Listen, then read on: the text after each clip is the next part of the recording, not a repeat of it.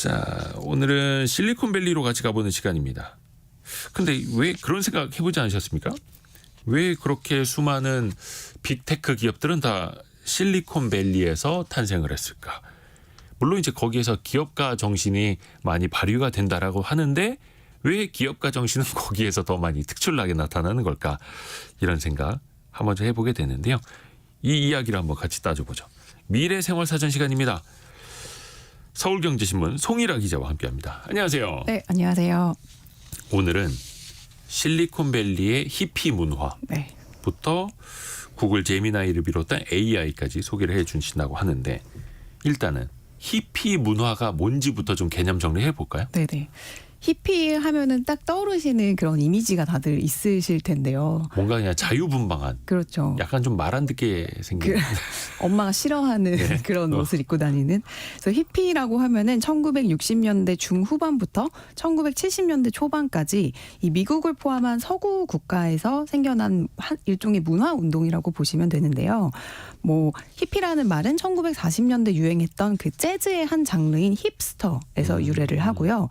이들을 요약하는 키워드는 반사회, 저항, 자유, 또 공동체, 비폭력, 평화 이런 것들로 좀 키워드로 요약이 될 수 있고요. 아 그리고 마지막 마약도 네 히피를 또 총칭하는 또 대변하는 또 그런 단어로 요약할 수 있습니다. 요즘은 이 히피를 보헤미안 또는 자연주의자라고도 부르고요.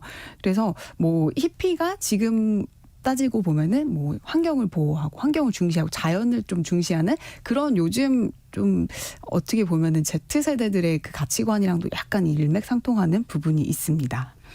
뭔가 되게 자유로운 행태, 네. 자유로운 외모 뭐 이렇게도 생각이 되는데 히피는 그럼 이게 어떻게 유래가 된 거예요? 어떻게 생겨난 거예요? 당시에 그 미국이 베트남 전쟁을 일으키고 또 1963년도 존 F 케네디 대통령이 암살이 됐잖아요. 또 마틴 루터 킹 목사도 암살이 되는 등 매우 이 혼란스러운 시대 상황이었는데요. 네.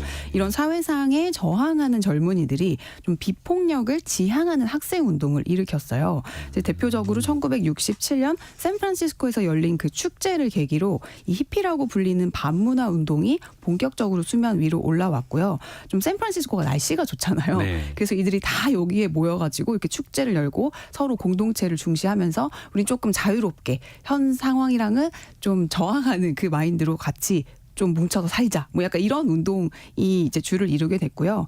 자연으로의 귀의를 주장을 하면서 탈사회적인 이제 그런 행동을 하는 젊은이들이 주축이 됐고 기존 문화에 반대한다는 의미에서는 우리나라에서 일어났던 좀 민주화 항쟁이랑도 결을 약간 비슷하게 가지고 가는 게 아닐까 저는 그런 생각을 했는데요. 한마디로 기존의 기득권들의 잘못된 정서에 반하는 B급 정서 청년 운동이라고 보시면 될 것 같아요.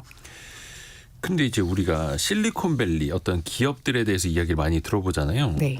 그런데 글로벌 기업이 된 글로벌 빅테크 기업들의 기반이 어떻게 이 히피가 됐을까요? 혹은 히피가 어떻게 글로벌 기업까지 이어지게 됐을까요? 네, 실리콘밸리의 뭐 정말 유명한 이런 기업가 정신들은 물론 다양한 요소들의 결합으로 생겨난 걸 텐데요. 그렇죠. 뭐 한 가지만은 아니죠. 그렇죠. 네. 가장 뭐 중요한 건 혁신 기술과 창조적인 아이디어를 가진 인재들이 모여서 일할 수 있는 환경이 조성됐다는 건데 이를 가능케 한 게 히피 문화라는 분석도 나옵니다. 이게 뭐냐면 반전적인 뭐 삶의 방식과 예술 또 음악, 철학 같은 걸 중요시하는 사람들이 날씨가 좋은 샌프란으로 몰렸고 다양한 새로운 아이디어와 실험적인 기술이 탄생했다는 거예요. 이들로부터. 근데 실제로 1970년대에서 80년대 이 컴퓨터 전문가들이 대부분 시인이나 작가 또는 음악가였대요. 새로운 기술 개발이 인간을 해방시켜줄 수 있다고 믿었던 거죠. 그러니까 당시 컴퓨터라고 하면은 온 방을 왜 가득 채울 정도로 그렇게 큰 컴퓨터였잖아요. 네. 근데 이들이 이제 이 컴퓨터를 좀 개인 컴퓨터로 만들 수 있지 않을까? 그러니까 뭔가 새로운 실험이나 생각을 계속 아이디어를 이제 생각을 해낸 거고 거기에 대해서 돈을 또 이런 공동체적인 문화에서 계속 돈을 대줬대요. 그래서 1975년도에는 홈브루 컴퓨터 클럽이라는 클럽이 생겼는데 네. 이게 직접 집에서 컴퓨터를 만들고자 하는 사람들의 동호회였대요. 그래서 우리가 지금 잘 아는 것처럼 뭐 차고에서 시작해서 수십 년이 지금 뭐 흐른 그런 어떤 PC 산업의 뿌리가 여기서 나왔다라는 얘기가 있고요. 뭐 대표적인 이 히피 이제 히피를 추구했던 이제 그 기업가가 애플의 창업자 스티브 잡스, 또 스티브 워즈니악이 이 동호회 회원이었다고 해요. 아 그래요. 스티브 잡스도 그렇고 워즈니악도 그렇고 홈브루 홈브루 이게 그런 뭐 음료수나 뭐 맥주만 그렇죠, 그런 생각을 하는 줄 커피처럼. 알았는데 예. 컴퓨터도 이제 집에서 만들자. 그게 1970년대 흐름이었고 그러면 컴퓨터라는 기술에다가 히피라는 정신이 합쳐진 거네요. 그렇죠. 그러니까 히피들은 당시 정보 불균형적인 그 사회상에 거부했대요. 왜 우리 옛날 시대에도 글자를 모를 때는 네. 그 고위층만이 뭔가 새로운 정보들을 알 수 있었고 그 밑에 서민들은 그냥 거기에 따라갈 수밖에 없는 그런 사회상이었잖아요. 어떤 그 문자가 기득권을 지키는 수단이 됐던 시절이 있었죠. 그렇죠. 근데 이들도 역시 그렇다면 컴퓨터가 발전을 하면 이런 불균형이 해소가 돼서 인간이 좀 더 자유로워질 수 있다고 생각을 해서 정부의 간섭에서 좀 더 자유롭고 정보의 격차를 줄일 수 있고 인간을 보다 평등하게 만드는 세상을 바꿀 수 있는 게 바로 컴퓨터다. 네. 이렇게 생각을 한 히피족들이 많아서 그래서 이제 히피의 정신 세계가 이제 컴퓨터라는 기술에 붙여져서 이런 실리콘밸리가 됐다라는 분석이 있습니다. 뭐 일종의 하나의 분석일 뿐이에요. 근데 일가견이 있는 것 같아요. 그렇게 해서 히피인 인물이 누구냐 혹은 실리콘밸리에서 히피 정신을 가지고 성공한 사람이 누구냐를 들어보면 더 네. 빨리 와닿을 것 같아요. 그렇죠. 좀 전에 말씀드렸던 스티브 잡스 애플 창업자가 대표적인데요. 네. 애플이 그 사과 모양을 본뜬 그 애플의 심볼 네. 있잖아요. 이것도 역시 히피 정신에서 비롯한다는 설이 있어요. 그러니까 사과를 좋아했던 스티브 잡스가 뭐 사과 농장에서 일하다가 회사 이름을 지었다 이런 설도 있고 뭐 청산가리가 든 사과를 먹고 스스로 목숨을 끊은 그 앨런 튜링을 존경해서 한입 베어문 사과를 이제 브랜드로 했다. 뭐 이런 갖가지 설이 있는데 설이죠 이거는. 그렇죠. 네. 근데 애플을 처음 창업했을 때 로고는 원래 나무 아래 앉아 있는 그 아이작 뉴턴 그림이 첫 로고였어요. 아. 처음에는 그 애플 지금의 그 모양이 아니고 네. 근데 스티브 잡스가 히피 문화에 깊이 심취해서 컴퓨터가 발전하면 인간이 자유로워질 수 있다고 믿었고 또 훗날 이런 집중과 어떤 단순함을 강조해서 이런 히피 문화랑 결합된 그 애플은 자연 그다음에 컴퓨터로 기술을 합쳐져서 그런 애플의 지금 심볼이 나오지 않았나 그런 분석이 나오고 있습니다. 원래는 그냥 사과 모양이었는데 이게 체리 모양이라 헷갈릴까봐 옆에 한입 베어 문 거를 덧붙였다 뭐 이런 이야기도 있고요. 네네. 뭐 하여튼 여러 가지 해석들은 나옵니다. 어찌됐든 간에 스티브 잡스 이야기가 나왔으니까 스티브 잡스가 몇몇 연설에서 남긴 명언들도 있지 않습니까? 네, 맞습니다. 그런 명언들도 어떻게 보면 히피 정신에서 좀 나온 걸 수도 있겠어요. 네, 맞아요. 저는 이번 리서치하다가 처음 알았는데 스티브 잡스가 한 그 명언 중에 가장 유명하다고 할 수 있는 명언이 네. Stay hungry, stay foolish라는 그 말이잖아요. 이게 우리말로 번역하면은 늘 배고프게 갈망하고 우직하게 나아가라 이런 뜻인데 이게 2005년도에 그 스탠포드 대 졸업 연설에서 말했던 이제 그 이야기예요. 네. 그래서 이 문장이 저는 스티브 잡스가 만들어낸 건 줄 알았는데 그게 아니더라고요. 그러니까 히피들이 많이 봤던 잡지의 마지막 페이지에 있던 문장을 따온 거라고 해요. 그 잡지 이름이 홀 얼트 카탈로그라는 잡지인데요. 이 스티브 잡스가 자신이 이제 자라면서 이제 친아들이 아니고 입양됐다는 사실을 알고 좀 깊이 충격에 빠져가지고 인간의 정신세계를 깊이 탐구하고 또 히피들이 운영하는 정말 집단 사과 농장에서 농사를 지은 적도 있대요. 그리고 뭐 동양 철학을 깊이 공부를 하고 싶어가지고 당시 히피족들 사이에서는 인도로 여행을 갔다 오는 게 또 유행이었대요. 실제로 인도로 여행을 떠나기도 하고 이제 히피 문화에 깊은 영감을 받아가지고 이런 결국 창업을 이뤄내서 성공을 했고 이제 정말 이런 스탠포드 졸업 연설에서까지 그 히피 문화, 히피 잡지에서 따온 문장을 썼다는 게 이제 평생을 관통하는 하나의 어떤 기조가 아니었을까 그런 해석이 나오고 있어요. 혹시 스티브 잡스 말고도 우리가 알만한 또 유명한 기업가 또 누가 있을까요? 우리가 알고 있는 그 글로벌 빅테크 창업자들은 대부분 히피가 흐른다고 보시면 되는데요. 네. 뭐 대표적 인물을 보면은 이제 매년 네바다주에서 열리는 축제가 하나 있어요. 예. 이게 이 축제 이름이 버닝맨이라는 축제거든요. 버닝맨 네. 축제. 네, 버닝맨 축제. 그러니까 인간을 중간에 이제 사람 형상을 한 그 동상을 태워버려요. 마지막에. 그래요? 네, 그래서 버닝맨이에요. 네. 그래서 이 축제에 누가 참석하는지랑도 연결해서 생각해 보시면 좋은데 이 예술 축제에 이제 각자 먹을 거랑 뭐 캠핑 도구 이런 것들을 다 챙겨와가지고 사막 한가운데로 모여서 이 축제를 벌립니다. 사막 한가운데서 벌이는 뭔가 캠핑 같은 축제인 네, 거예요? 맞아요. 그래서 히피 정신을 극대화시키고 또 계승하기 위해서 열리는 행사인데요.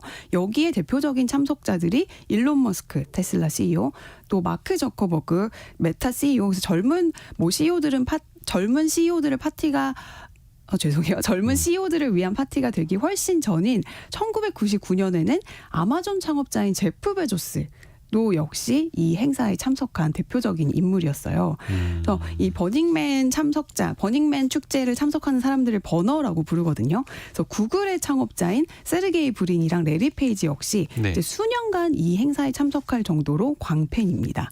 특히 1998년도에는 이제 구글 그 심볼이 그 사이트 심볼이 기념일마다 매번 바뀌잖아요. 그 구글 두들이라고 하는데요.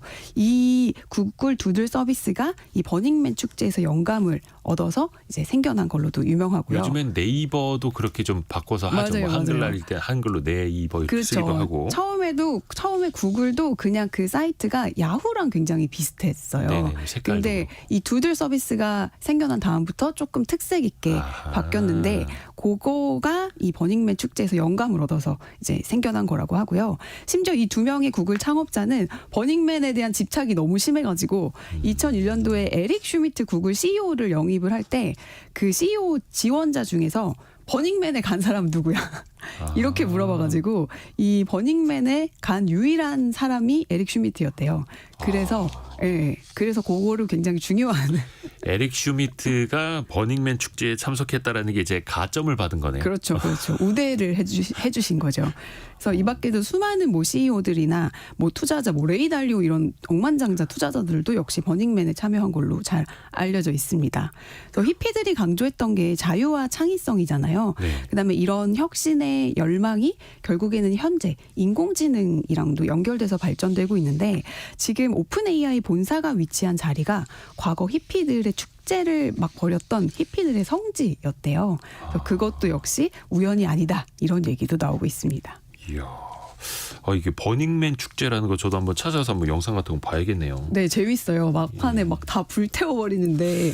네, 근데 올해 축제 그게 9월 달에 열리는데 올해 축제는 막 그 날씨가 너무 안 좋아갖고 다들 뭐 진흙탕에서 나오지도 못하고 막 이런 것들이 또 뉴스가 됐더라고요. 정말 자유로운 축제였겠네요. 우리 김현우 님이 매번 느끼지만 송일아 기자님이 전해주시는 말씀은 이야기 속에 큰 그림을 보게 해서 한 번 이상 찾아 듣게 됩니다. 원고 감사합니다. 준비까지 꽤 고민이 많으시겠지만 매번 감사드립니다라고.